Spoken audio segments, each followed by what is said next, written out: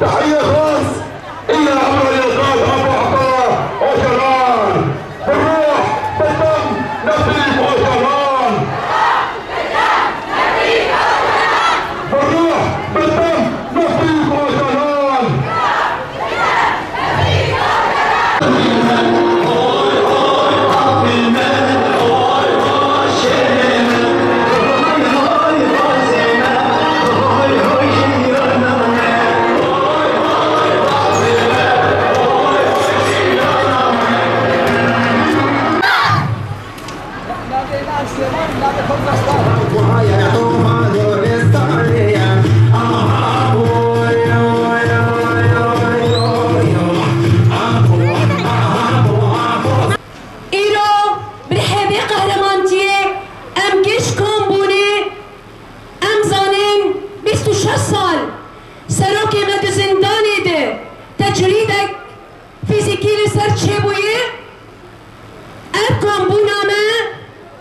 و ام زانین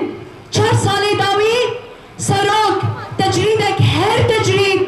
گو ام دنیا گشت بینه تجرید آل سر سراکه آزاد خواست چه بویی بدنگ دمینه جبر بی هاوی ام کامبونه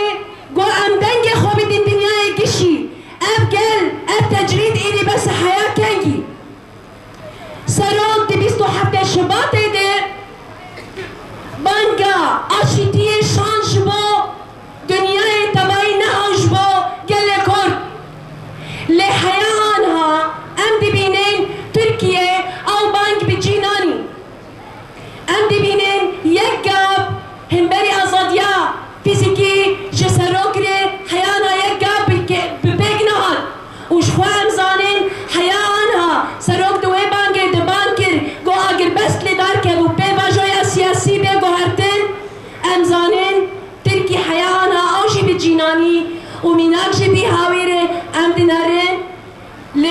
جای زاپه و جای متینا و هم ل گولان باجار حزکه و لهر جی دخینه ام وگلکی رو لبر کامبونه گم آزادیا فیزیکی آسروک خود خوازن اف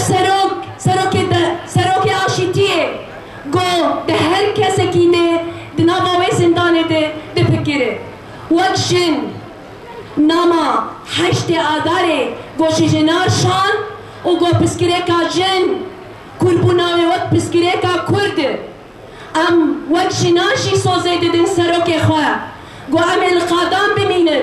و عمل تکوشینه ده بین فکر و فلسفه سروک خواه بردوام بکن حیا آزادیا فیزیکی جسروک ره به آزاد کرن